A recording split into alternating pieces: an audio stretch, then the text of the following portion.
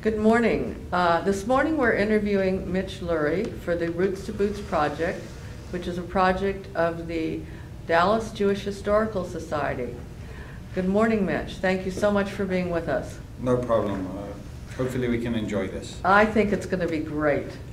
The way we'd like to start these interviews is to ask you to give us some history about both your maternal and your paternal sides of your family, going back before South Africa, going back to Europe, and to tell us a little bit about the history of your family in Europe prior to the days in South Africa, as much as you can possibly remember from what you've been told. It's not how much I remember, but it's what I've been told. Mm-hmm. My mother's parents both came from Latvia, and my late father's parents both came from Lithuania. And they arrived in South Africa in the 1920s. And my mother and father's brothers, sisters, all of them, unfortunately, they got involved in some of the Second World War dealings that went on. And so really our heritage comes from Eastern Europe.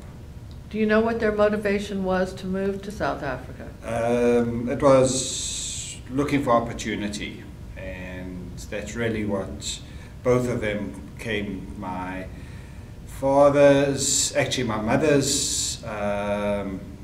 brother came over to South Africa first and then brought my mother's mother over. And what opportunities did they find in South Africa at that time? At the time, they got my mother's side of the family got involved in the meat cutting business. They were butchers. And my father's side, they were involved in the schmatter business, which is the material and stuff to do with clothing and stuff. What was your mother's family name? My mother's family name was Becker, B-E-K-E-R. Mm-hmm. And actually in South Africa, and her maiden name was Dembowski. And when they came to South Africa, it became Dembowski. Somehow the name changed. And how did your parents meet? My parents actually met in Cape Town, South Africa. They were set up by some friends of theirs, and they started dating in Cape Town, South Africa. And both of them moved to Johannesburg, and that's where they got married. And what year was that? They got married in my brother was born in 57, and so 1955. And at the time that your parents married, what was your father's profession? He was a butcher. So he actually went over to worked for my mother's family at the time. So he was a butcher at the time. And how many children in your family? In my immediate family, there's 4 of us. I've got an older brother who runs my late father's business in South Africa, which happens to be a kosher butchery. Mm-hmm. And then I've got a sister that lives in Dallas. Her last name is Hershowitz. And I've got a younger brother that lives in Atlanta. So there's 4 of us. Tell me about your childhood in South Africa. I'd like to know about your schooling, about your social life, what it was like as a child there. We grew up in apartheid South Africa, so the schools that we went to were white schools. When I say white schools, black people weren't allowed to attend our schools because it was in an area of Johannesburg where black people weren't allowed unless they had a pass to get in. And that was what apartheid was all about, was the white government, which was actually Dutch, set up these laws and rules restricting black people from entering the white areas. So the white people had their areas. Growing up in South Africa in the apartheid area, I'm embarrassed to say, but it was really, really nice for white people because you had maids and people that did your yard, and they were all the black people, and you didn't pay them very much, and it made our life really easy. But that's what we were brought up doing, and we didn't know any differently until we really grew up and got older to start realizing what was going on. Was your school a public school or a religious school? I went to a public school. My primary school was a mixed boys and girls school, and my high school, which was also a public school, was all boys school. And that was quite common in South Africa. So you had black maids and household help in your own home? Yes, we did. And I mean, we grew up, and fortunately we were lucky enough to grow up with not a whole lot as far as finances and everything. We always had a lot of love, and there was always food on the table. But we grew up very, very modestly, but we were still able to have two maids all the time because they were so cheap. Did you ever get to know the children of the maids? We would see them over the holiday periods. They would come up and they would stay, but not for very long. So we really didn't get to know them. Did not. Okay. Were you involved at all in any Zionist youth organizations? I was involved in, I actually went to a camp. My parents made us go to a camp. It was for underprivileged Jewish children, and they would make us go to this camp, and they would always say they wanted us to bring normality to the camp because these were very underprivileged children. They couldn't afford going. I'm not sure if my parents got help for us to go, but we were kind of normal to go. We were good sportsmen. We were, you know, in mainstream when most of the kids that went to this camp weren't.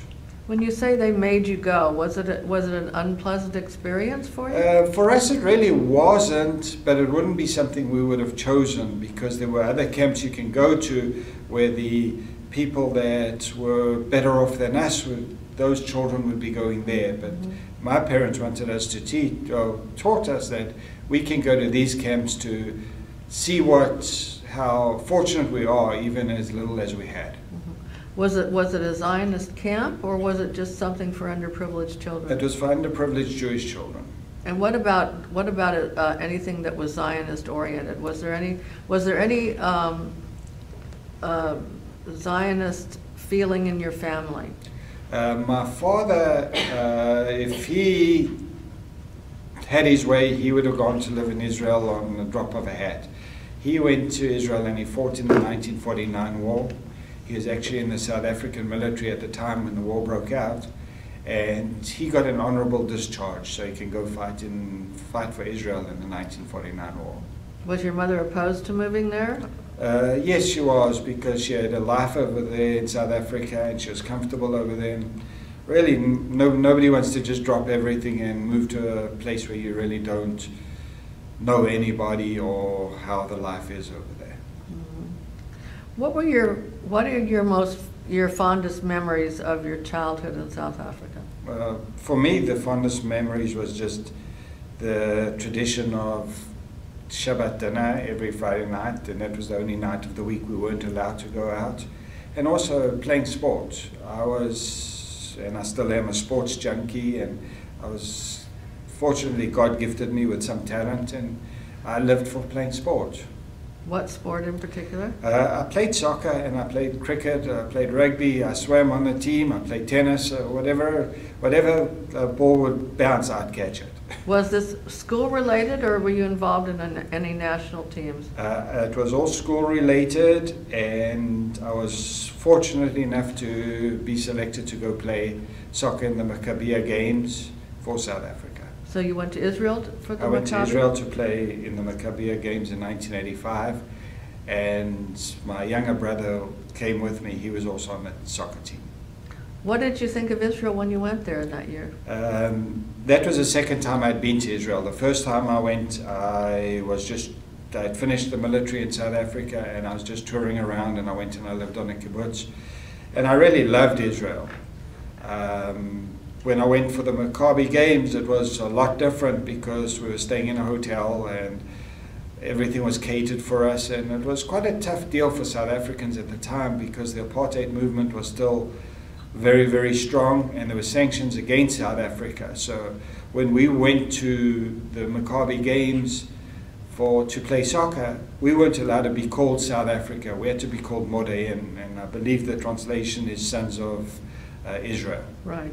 And there were some teams that refused to play against us because of the sanctions.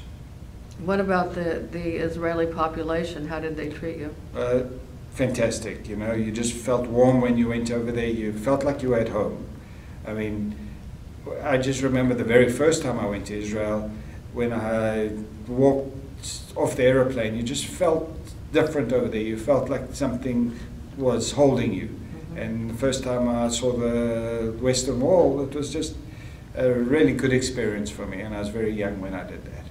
At that point, did you have any personal interest in perhaps moving to Israel?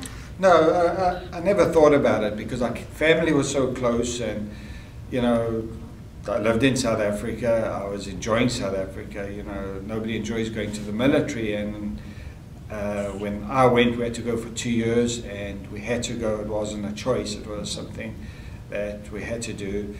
But I was playing soccer. I was doing really well. Actually played soccer professionally over there for a little while. And I had no interest in going anywhere. So after high school, did you go on to college? No, I was a little different from most children. Most children went to college. In South Africa, it was a little more difficult to go. It was harder to get accepted into college, and there weren't many choices. And unfortunately, I wasn't smart enough. Actually, my parents and everybody that knows me would say I was smart enough. I didn't apply myself enough. But I wasn't accepted to go to college. But I had no interest because all I wanted to do was play sport. Mm-hmm. So tell us about your sports career then. It was, you know, I played soccer all the time during my school life, and I always played club soccer. I played club cricket. I played club cricket at quite a high level, and then when I got out of when I was in the army, I played for the South African Army. I was selected to play for the South African Army soccer, and when I got out of the army, I got involved in a professional South African soccer team, and I played there for 3 years before I actually came to America. Were you married in South Africa? Or? No, I came to America in 1986, and I was single, and I started in Boston. Tell us about your choice to come to America, and what the impetus was, well, and why you chose Boston. You know, I honestly believe I'm the luckiest person in the world. When I first came to America, I came because things were really not looking great in South Africa. There was a lot of crime, and things were happening really, really close to me. And so I decided to come visit my sister, who had immigrated to America, and she lived in Dallas. So I came to visit her, and her friends would sit with me and say, Mitch, you need to find a job over here. You don't need to stay in South Africa. There's a dead end over there.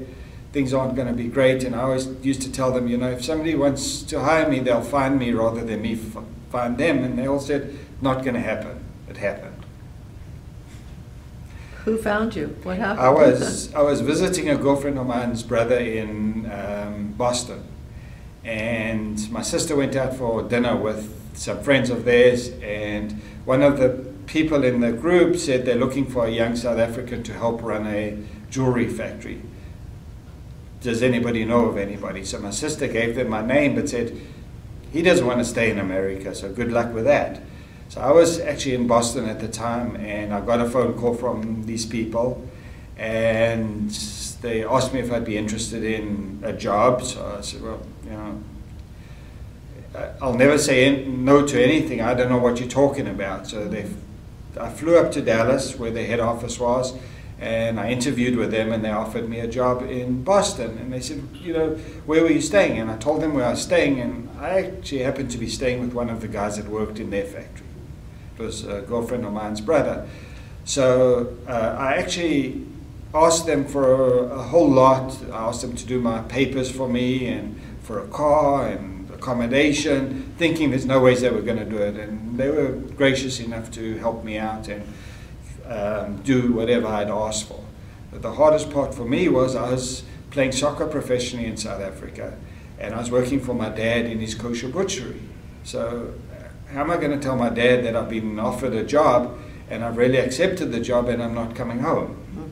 So I phoned my dad and I said to him, I've been offered a job. Actually, I'm going on an interview. What do you think about me going on an interview? And my dad said, you know, Mitch, there's not a whole lot in South Africa for you because things aren't really good in South Africa. You should go and see. All it would be is an insurance policy. If they can do your papers for you, it's an insurance policy. And once you finish, 5-6 years working there, get the experience, you'll come back to South Africa. So I'd already taken the job, and I was scared to tell my dad that's what happened. So the very next morning, my dad phoned me, and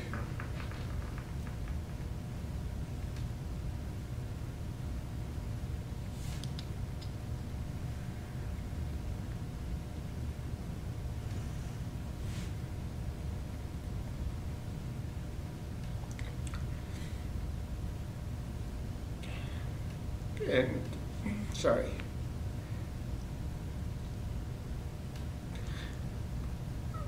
And he asked me how the interview went, and I told him that I'd taken the job.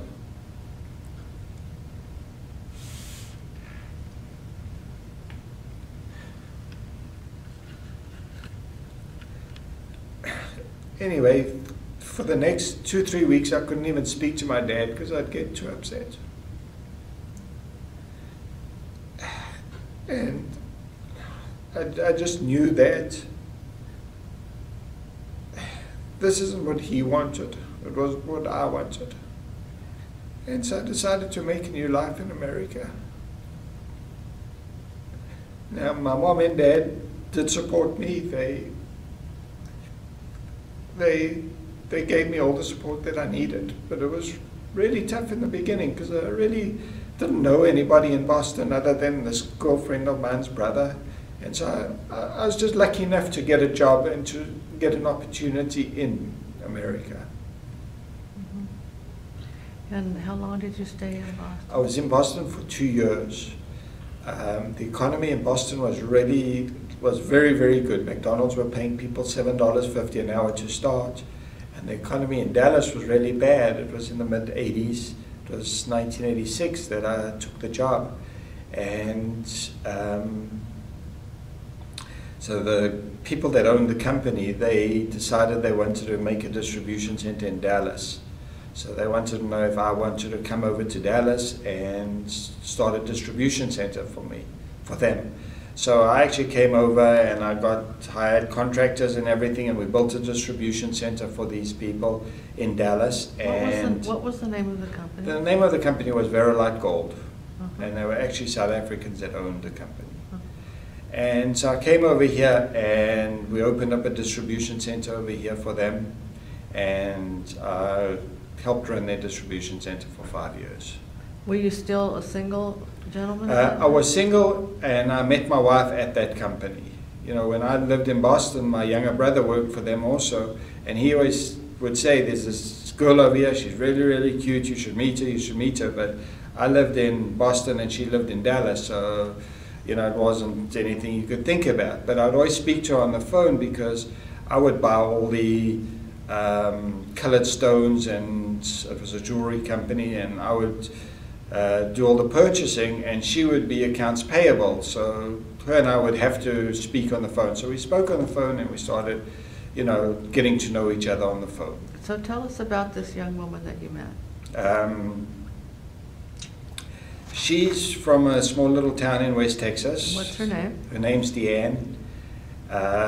She comes from a very small town in West Texas, I think 900 people, and she was working for the company in Dallas.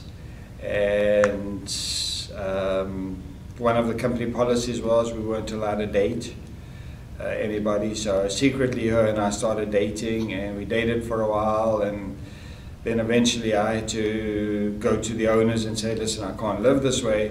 I know that your policy is we're not allowed to date. I'd have to fire me, or you have to fire her, or you have to fire both of us. And they chose to keep both of us. Wow, that was great. And so we dated for she says 5 years, and I say it was like 3 months, seriously. I'm just kidding. And I always wanted to go into sales. The company did a whole lot for me. They did my papers. I'm very, very gracious. And without them, I wouldn't be where I am today. They taught me a whole lot of how to do business. But I always wanted to earn some more money, so I wanted to get in sales. And there never was a sales position, or they made sure there wasn't a sales position for me. And the reason was, in the company, it was quite a big company. There was a front door key, there was a code for the alarm, and there was a combination for the vault. And there were 3 owners. Each of those owners only had one of those 3 things. I was the only person in the whole company that had access to all 3 of those things. So they didn't want me to get out of the distribution center. And they were paying me well to be a distribution manager or supervisor or whatever it was, but I wanted to earn more. So after I got my green card, I went to them and I said, you know, I'd like to get into sales, and they said there's no position. So I decided that, you know, I've hit a dead end and I need to move on. So I told them that I'm done with being a distribution manager, and I moved on. My wife, she had already left, and she was working for a healthcare company. And I opened up a baseball card store with a friend of mine and 2 investors, and my wife Deanne started working over there. And that didn't last very long, unfortunately. When you've got partners, everybody's got different ideals, and as soon as there's a little bit of money, it goes to places where it shouldn't go, and nobody really agrees. So eventually my partners bought me out, and I got into the furniture industry. So tell us about 2 things. One, do you and your wife have a family? Yes, we do. And then also, what business did you open? Well, Deanne and I got married in 1992, and in 1994 we were blessed with our first child, Tanner. He's going to be 20 next month, and in 1997 we had our second child, Seth, and he's just turned 17. Tanner is at the University of Oklahoma. He's a sophomore, and he's doing business over there. And Seth is at Plano West High School, and he is a junior. After the baseball card store, my brother was working in the furniture industry selling leather furniture, and he was very passionate about it.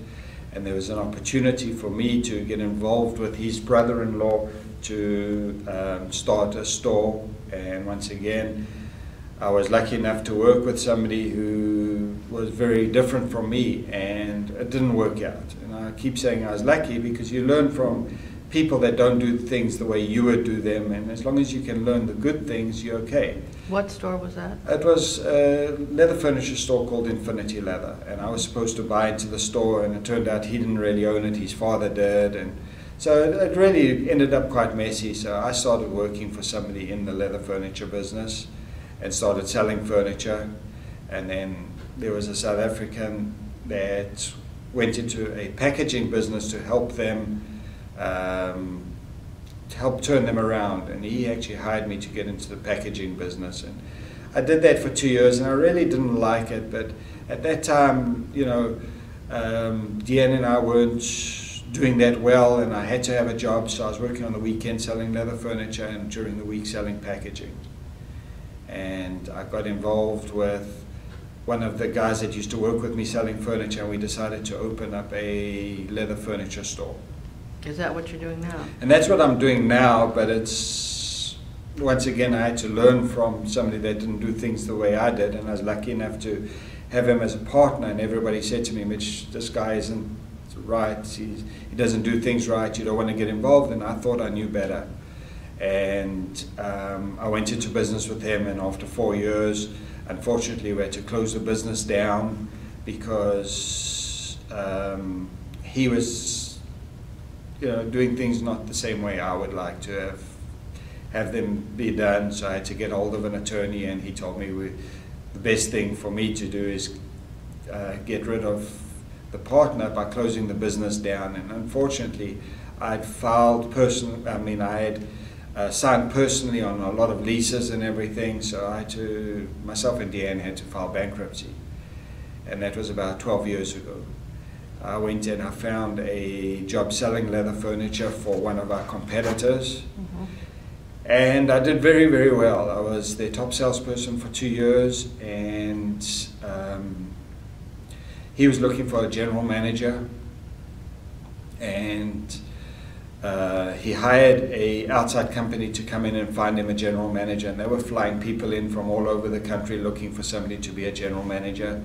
And eventually the guy that they had hired to hire a general manager told him that I might be perfect to be his general manager.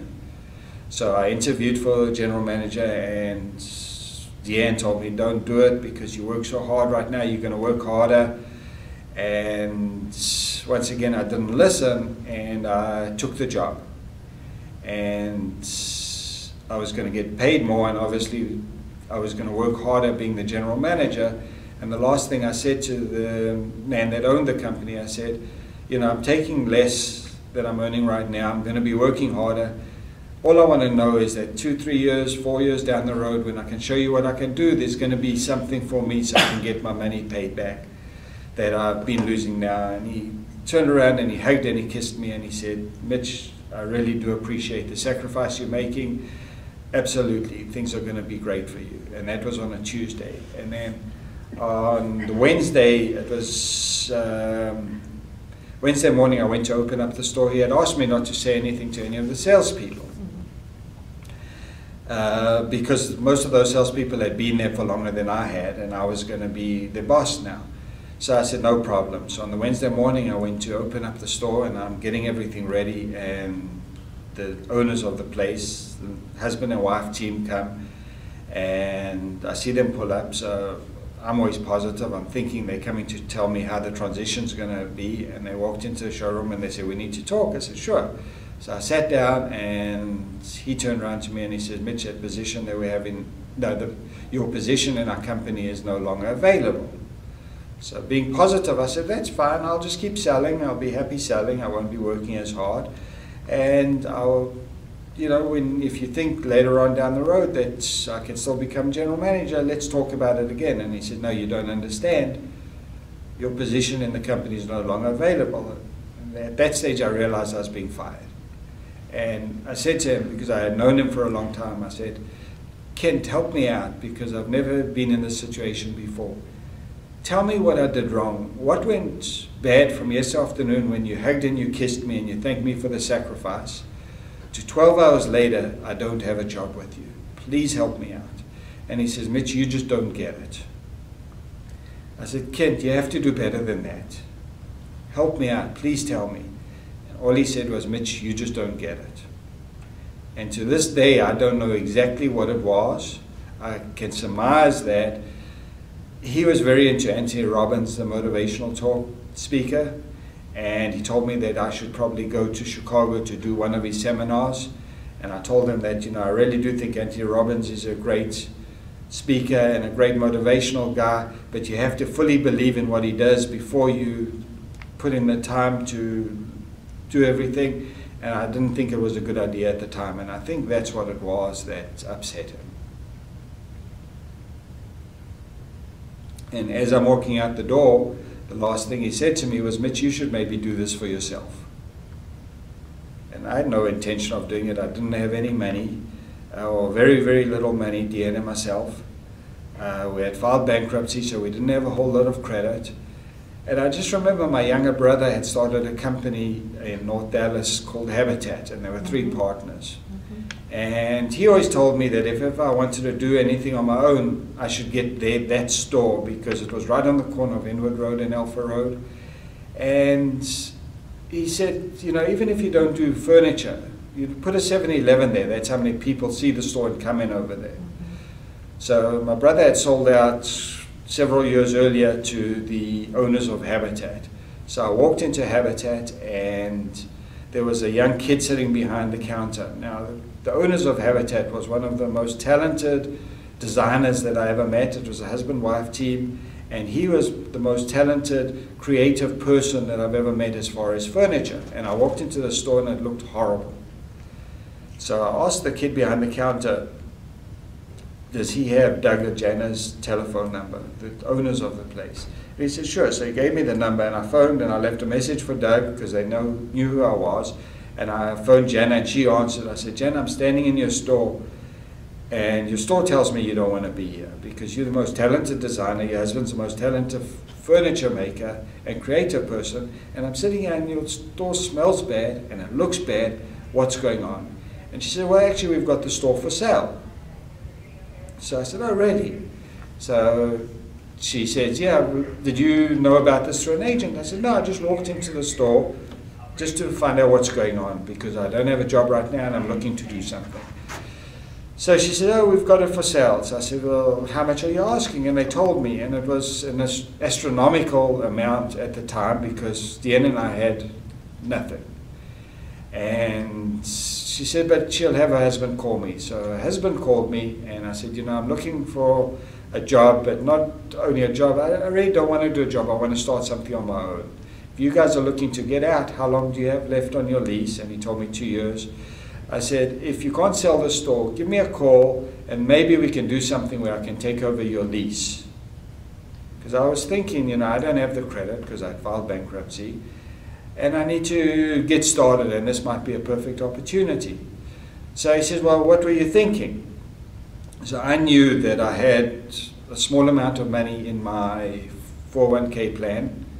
I had just been paid out on an insurance claim on my roof.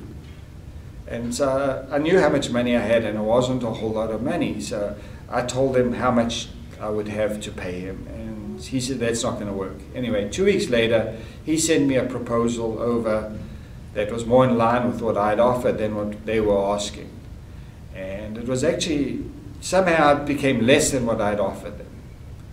So 7 o'clock that morning, I phoned him. I said, okay, you know what? I need something really badly. They had asked for less than I was asking, and they didn't realize it. So I said, I'll tell you what, let's do a deal. So he said, no problem. So I got online. I couldn't afford an attorney, and I found a document that would say a bill of sale, and I drew everything up with no attorneys. And I said, okay, I've got everything together. So he took it and he went to his attorney, and we made some very few changes. And he said, okay, we're ready to do the deal. And we did the deal for me to get into the store. So I sold my 401k, cashed out on my 401k plan. This was in February of 2004. So I sold my 401k, I had the insurance money, and I had a total of about $37,000 that I had to hand over to this guy, and I had nothing else. But I knew I could sell furniture, and I knew it was a great location. So I went into his store, and part of the deal was I would sell for him for 2 months, help him get rid of his inventory, and then I would take over his lease. I wasn't getting paid for 2 months, but my wife was working, and we had insurance. So if something happened to the children, we were fine. And that's how I started my business. I had a person that was supplying me with leather furniture. He had a factory in Denton. And when I first started, he had just closed a retail store. So what he was kind enough to do was he gave me all these floor samples, so I didn't have to pay for floor samples. And he said, as you sell the floor samples off, you'll put in an order for a new order, and you can pay me 30 days. So I started doing business with this man, a very nice man out of Colombia. And I was paying him 30 days, and it was working fine. But I started selling quite a lot of furniture, and he had some financial issues. So as we were selling more furniture, he had to buy the leather, and he had to buy all the products to make the furniture, and he started getting into some financial issues. So he approached me to find out if I'd be interested in taking over his factory. So I said, you know what, let me figure it out. Let me see if I can, you know, do this on my own. So I figured out how much a new factory would cost if I was doing everything myself, and I went to him and I said, this is what it's going to cost me. So he said, I'll tell you what, Mitch, you know, pay me a certain amount over 3 years, and you can have all my equipment, you've got an ongoing factory, and you've got people and everything. And his factory was in Denton, and I didn't want to drive up to Denton, and I didn't know how I was going to run a factory and do retail. So I found somebody that can run a factory. His lease was up over there in 3 months. I did the deal to buy his factory. Actually, it wasn't buy his factory, it was buy his equipment and take over his factory. So I found a place in Carrollton, 25,000 square foot, and I got a factory set up over there, and in 3 months I moved all the equipment over and I started my own factory. So now I had a problem because I had a big factory, and now I needed to make sales. So I found a store in Cedar Hill, and I opened up another store in Cedar Hill with one of the guys that used to work with me at the old place. And we started selling and selling, and we started opening up stores. And the guy that I bought the factory from, he was working with me in the factory to help me, and his wife was, and they had a computer system that I never understood. So I told him I wanted to go over to QuickBooks, and as soon as I went over to QuickBooks, him and his wife decided to leave. So I don't want to know what went on between then and me going on QuickBooks. So now I was in a factory on my own, and my wife was working for a company, but at least we had insurance and everything. So I phoned my wife and I said, Deanne, you're going to have to quit. She says, can't do it. We've got income, we've got insurance. I said, Deanne, you have to quit. You have to come help me run a factory. So that's how we started our business. So today, I own a building in Louisville where our factory is. It's 58,000 square foot, and next week I'll be opening up my 7th store. Wow. Wow. What a story. And honestly... And it's called Habitat. No, it's actually called the Leather Sofa Company. Oh, the Leather Sofa Company. And I honestly believe to this day I'm the luckiest man in the world, that I was able to be down, I was able to be lucky enough to work with people that didn't do things the right way, so I could learn how to do things the right way. What a story. What a story. Mazel tov. Thank you. So, you've had a fabulous career, and you've really had some knocks, and you've really come out on top. But you know, I've really been lucky with everything. I'm lucky. When we grew up in South Africa, we didn't have anything. I mean, really, we had food on the table, we had love, but that's all we had. So I was lucky that I could see what it was like to be that way, and I never wanted to, you know, have nothing. So I was. You had so driven. much perseverance. I mean, that's the thing that I see through this story, is that, you know, you'd get knocked down, but you'd get back up again, and you knew that you had what it took to make it, and no matter how many times somebody would knock you down, you'd get back up, and you've really made it, and it's a fantastic story. Sure, you know, I just have to thank God for my wife, because yeah, she's been a fantastic support to you. Yeah, so often when things go bad, your wife leaves you. We got closer. Wonderful. So let me ask you this: is there anything about South Africa that you miss? Obviously, you know, I miss my mother because she still lives there. Unfortunately, she's still healthy enough to get around. She doesn't get around as well as she used to. My brother lives there and his whole family. So I miss the family. How often do you get back? I'm lucky enough to get back at least once a year. Do they come here at all? My brother does. My mom, she's too old to travel right now, so I make a point of going to visit her. Are there any particular foods or traditions that you brought back, that you brought with you, that you continue here in the United States? Yeah, there's some South African foods. There's something called boerewors. That's like a farmer's sausage. That's what the direct translation is. It's like an Italian sausage that we eat. Most of the time in South Africa it's made with pork. We never ate pork when we grew up, so we get it over here and it's made with beef. Who makes it for you? There's somebody in Atlanta that makes it. You know, my wife, she converted, when we were dating, she didn't even tell me, but she got hold of the rabbi at Shereth Israel, and she started speaking to him, and she started doing a conversion course without me even knowing. And then one night she says she's going to a meeting. Do I want to come? I said, what type of meeting? And she told me what she was doing. And our boys were in the Chabad preschool system, and one day I was sitting down with the rabbi over there, and the rabbi says, so tell me a little bit about you. So I said, well, we were brought up quite religious because my dad had a kosher butchery. Everything was kosher at home. I said, here in America, unfortunately, I live like I'm Reform, but deep down I feel like I'm Orthodox. So he says, you know what, Mitch, a Jew's a Jew's a Jew, as long as you're Jewish. So then he said, tell me about your wife. So I told my wife that she Magayed through Shereth Israel, and he said, wait a minute, I can't bar mitzvah your children. So I said, you just told me a Jew's a Jew's a Jew. So he said, well, you know, it wasn't a Orthodox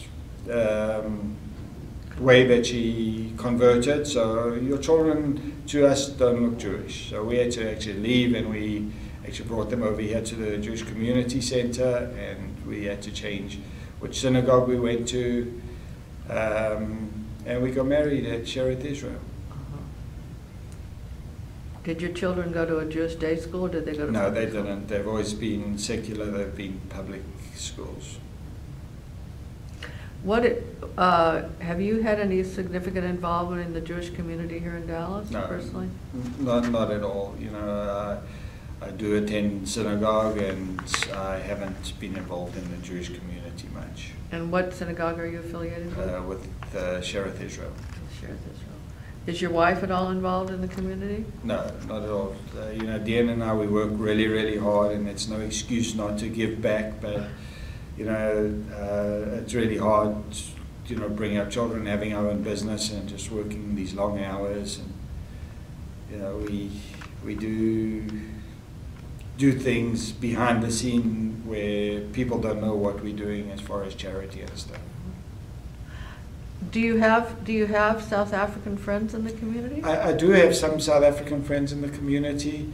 We have American friends from school growing up with their children, but not a whole lot of South African friends. I would say it's about 50-50. Do you see any differences in terms of how the South Africans socialize and the Americans socialize? I don't see a whole lot of difference. You know, I know that the South African community, when I first came, was quite cliquey, and I didn't like that. I wanted to do my own thing, and I just wanted to focus on what I can do rather than what everybody else isn't doing. And, you know, I just felt like it was quite a community where I would walk out the door and they'd be speaking about me, and I didn't feel comfortable that way. I've heard that before, so it's not, Okay. I'm not shocked. All right, so I'm not breaking new ground. No, but it's interesting to hear different people's perspective, because you didn't come directly to Dallas. You were in a different community That's first. correct. So, and you didn't come as a married person, which is also different. Yes. So, different people's perspective is different in terms of their arrival into the Dallas scene. Yeah, one of the things that I failed to mention is, and I tell my boys the whole time that I'm going to write a book, and we're going to call the book 67. The day I took a job in Boston, I had $67 in my pocket. And that was it. And things have certainly changed. Thank God.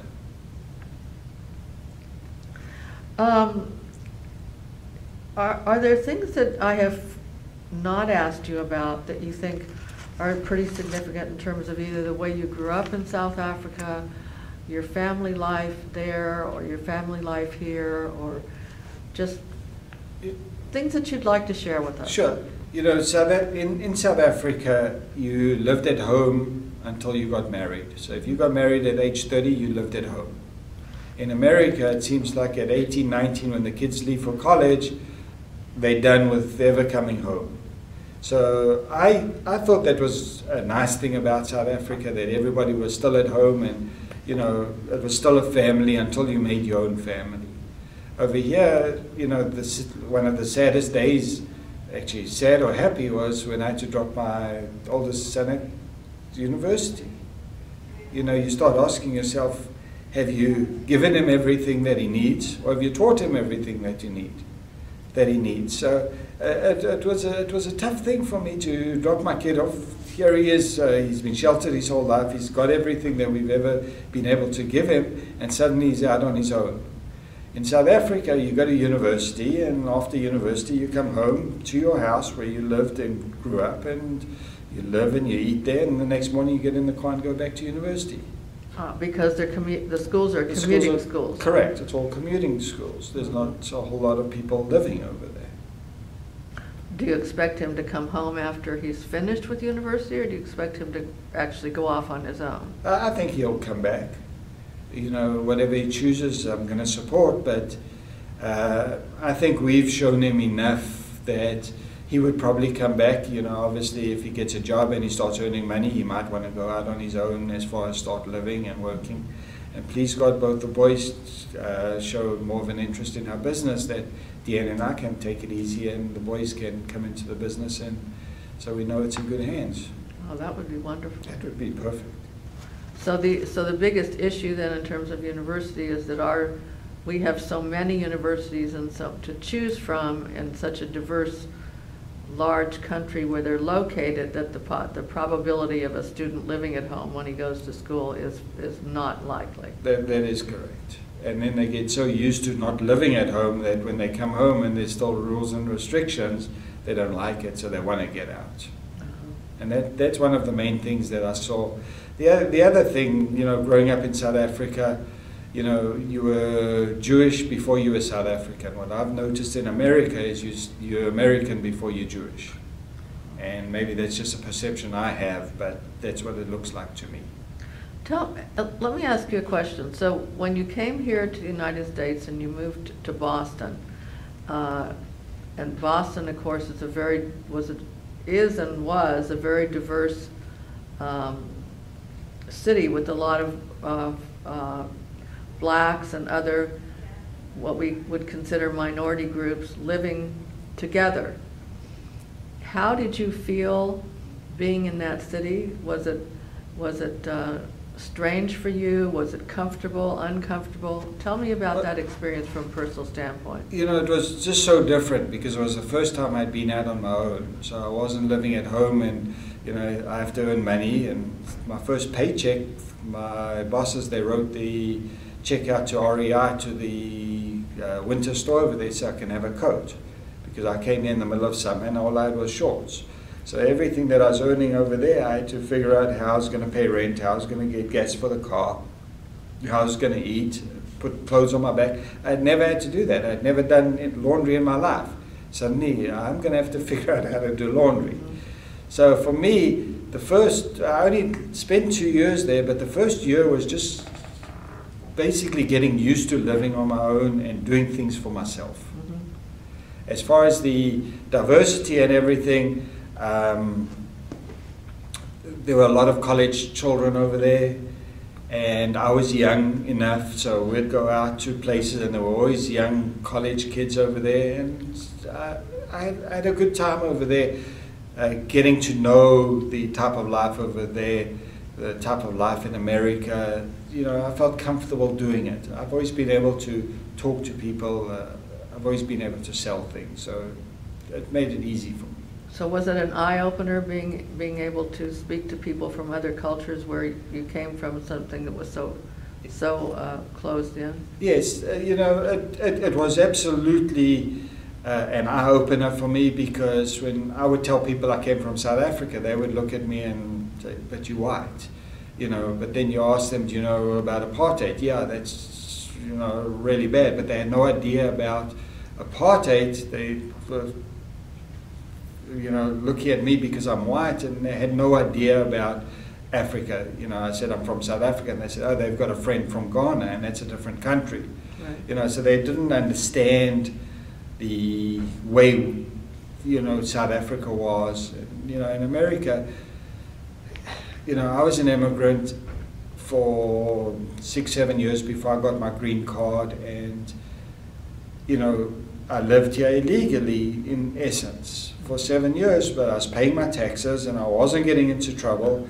And so when I had to get my green card, I had to go back to South Africa to get it. And the woman over there that interviewed me, she says, I don't think I want to give you your green card because you've lived illegally in my country for 6 or 7 years. I said, I had no choice. I paid my taxes, I didn't get into trouble, I had a job, I did everything, and I didn't want to be in South Africa because things were really bad in South Africa. Please give me a chance. And so right now with all the immigration over here, it's made up of people from all over the world. And there's no better country. You can't do what I've done in America anywhere else in the world. And I tell everybody that I meet, go live, work, and eat in any country you want for a year. Any country. Choose Switzerland, choose anywhere in the world, and you'll appreciate what you've got in America after that. Right. Well, thank you so much, Mitch. You're This has very been welcome. enlightening. It's been delightful. I've enjoyed very much our talk together, and we appreciate your taking your time with us today. Sure, no problem. Thank you. Thank you so much. Sure.